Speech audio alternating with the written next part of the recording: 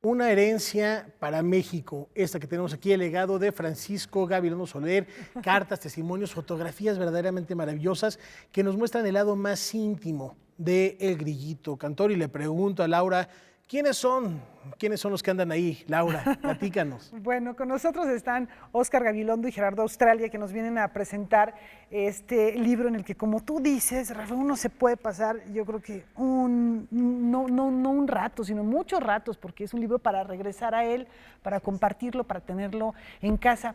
Bienvenidos, muchísimas gracias. Muchas gracias. Gerardo, Óscar. Gracias. Francisco Gabilondo Soler es, digamos que un puente generacional, podríamos llamarlo de esa manera.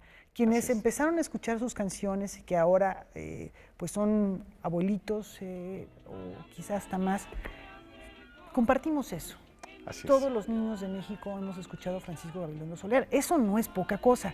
Y además la calidad musical que ya ha sido analizada en diversos medios por diversos críticos, la diversidad musical que él presentó en sus canciones siguen haciéndolo el principal exponente de la música para niños en México, y yo creo que en español también sería, si no el primer lugar, estaría entre los primeros lugares. Aquí, ¿qué es lo que se recupera? Además de esta documentación visual, también hay una historia de vida. Sí, muchísimas gracias por tenernos. Lo que quisimos aquí a través de la Fundación Gabilondo Soler es hacer una investigación y una recopilación de las facetas o sea, el personaje de Cricri, de Gabilondo Soler, fue muy complejo. Fue una persona que lo conocimos como Cricri, el Grillito Cantor, pero él fue astrónomo, él fue boxeador, él fue torero, él fue navegante, y eso es lo que queremos mostrarle a la gente, las facetas que lo enriquecen como persona, que de alguna manera también pues, le ayudaron ese tipo de actividades para enriquecer todo su vena musical, ¿no? Y ahí está también Mamá Patito o Mamá Cuacuá. Así es. Que también es una historia que se sabe algunas cosas, pero que se ha convertido un tanto mítica, ¿no? Así es. Bueno, Rosario Patiño, quien fue mi abuela, y a quien muchas personas, y yo también le debo mucha experiencia en la vida, pues me enseñó a trabajar. Ella fue quien llevó a Francisco Gabilondo Soler a que pudiera profesionalmente expresarse. Ella es la responsable de introducirla. Ella fue la impulsora de decirle, a ver, vamos a tomar la decisión y tú tienes que expresar tu talento en radio. Durante 50 años, fíjate, 50 años lo representó además, ¿no? O sea, digo, de todos los años que ya existe Cricri, son 81, de esos 81, 50 años ella fue su representante. Imagínate, entonces, de verdad, es una mujer maravillosa en la vida de Francisco Gabilondo Soler, que no podemos hacer a un lado. Ella comienza en aquella estación, en la XW, en 1932. Ahí les voy a decir, déjame, mientras nos sigues contando, enseñarles algunas de las imágenes que a lo mejor en 1932, y pues son diferentes artistas que son impulsados por Rosario Patiño. Naturalmente, Francisco Gabilondo Soler, el especial, pues era su esposo, y naturalmente que fue muy bien trazado. Rosario Patiño sabía perfectamente hacia dónde tenía que llegar. Más allá de la historia, ¿no? Ya una leyenda, hacerlo el clásico infantil de México. Tenía muy claro todos los aspectos, todos los puntos y los objetivos a donde tenía que impulsar la obra naturalmente de su esposo y de Francisco Gabilondo Soler. Y de manera un tanto intuitiva, ¿no? O sea, como con una claridad, reconociendo y teniendo una relación directa con su trabajo, conociendo el talento que tenía, pero de una manera, bueno, en esa época además no había gestores culturales de formación como ahora ya los tenemos. No, y bueno, las mujeres en comunicación no había, era solo ella. Sí. Solo ella. Entonces, sí, también ella tuvo dificultades también para poder entrar en el medio, que no es fácil. Manejaba las relaciones públicas maravillosamente. Y le costó mucho trabajo, ¿no? Y vender además la publicidad, todos los espacios que requería el programa de Francisco Gabilondo Soler de Cricri, y ella pues llenaba todos esos lugares, naturalmente dándole lugar a los patrocinadores, quienes entraban, quienes les daban un lugar especial. Antes todo era en vivo. El programa, la música, todo ocurría en ese momento, y también los comerciales, ¿no?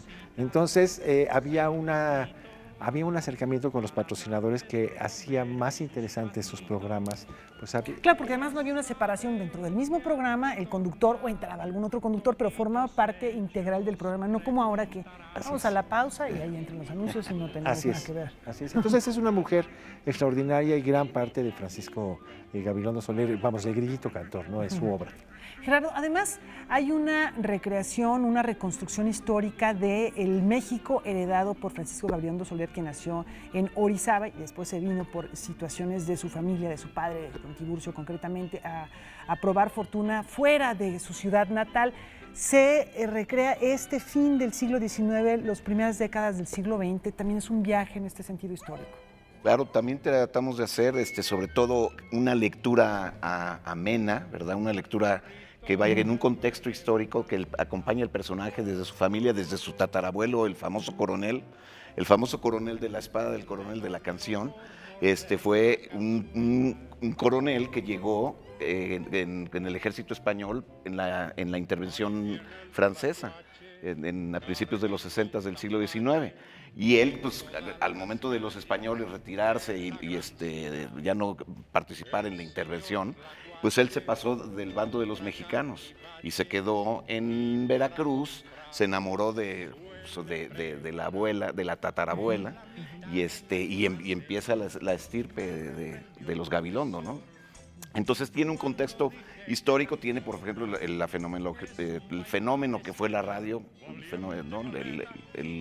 el gran, pues, ¿cómo se llama? El parteaguas social para la familia mexicana, que unió a las familias prácticamente, y bueno, Cricri pues, es parte esencial de que unió físicamente a las familias, las unía, ¿no? Las unió por medio del radio, ¿no?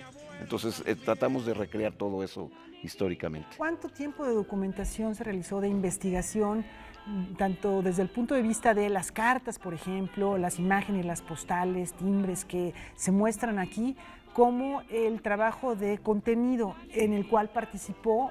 Está una entrevista que hace ya mucho tiempo realizó nuestra compañera de muchos programas aquí en Canal 22, Elvira García. Sí, fíjate que yo creo que es uno de los más importantes documentos que se tienen sobre Gabilondo Soler, de Elvira García, que se llama Lunas Garapiñadas, lo recopiló. En aquel tiempo fueron entrevistas que hizo para Radio UNAM, en La Cultura. Pero después hizo una pequeña edición que se llama Lunas Garapiñadas, y es un documento único porque Francisco Gabilondo Soler, que estaba en una época vulnerable de su vida, pues prácticamente se abrió con ella. Lo supo hacer maravillosamente, conducir la entrevista, y entonces tenemos, la verdad, una entrevista muy completa con el personaje, única en su tiempo y hasta ahorita también única, que nos ayudó muchísimo, ¿no? A través de la investigación. Y además, pues bueno, la investigación iconográfica de la familia. Ahí aportó toda la familia, ¿no? Claro, sí. Yo me tengo aquí la carta de la abuelita. Las cartas, son más de 200 foto. Cartas. Entonces son 200 cartas que pues son increíbles, ¿no? De puño y letra de Francisco Gabilondo Soler. Abrimos el ropero, literalmente. Y ahí estaban todas las cosas, las cartas, las fotos.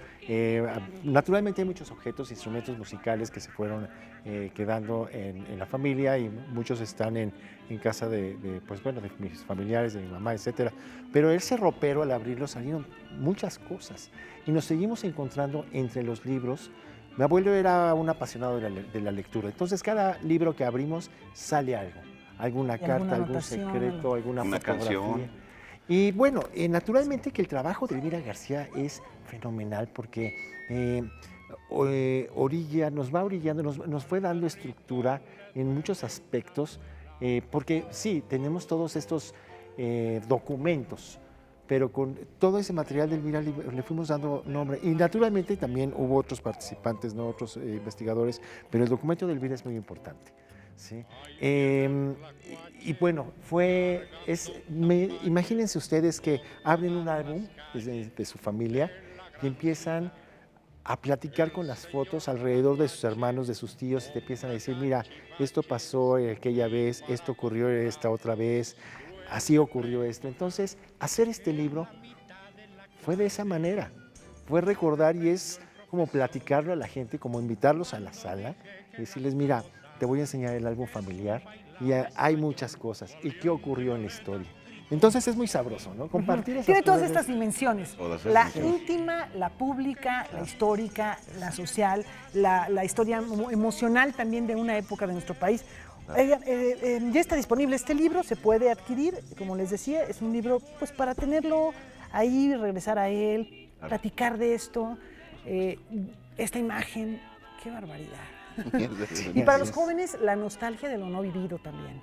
Así es. De lo que han escuchado y de los mitos que se han hecho en torno a Cricri, que si no quería a los niños, que si le gustaban, que si no. Y bueno, él mismo lo dice también aquí en un texto, pero no les voy a decir qué es lo que dice. Para que vayan y lo compren, ¿no? Definitivamente es un libro que hay que tener. Muchas gracias, Oscar. Gracias, Gerardo. De verdad, Muchas felicidades gracias a por ustedes. esta investigación. Gracias por compartirlo. Y además, pensar también en los intérpretes de Cricri. Habla de la trascendencia de este extraordinario músico que tenía una formación muy importante en lo que era la música. Se distingue perfectamente el tango, por ejemplo, en el Charaña, la balada, el bolero. Claro. Extraordinario Jazz. y de verdad, Foxtrot, de gracias. todos. Sí, claro. Muchas gracias por este libro y Muchísimas gracias a bienvenidos de ustedes. nueva cuenta.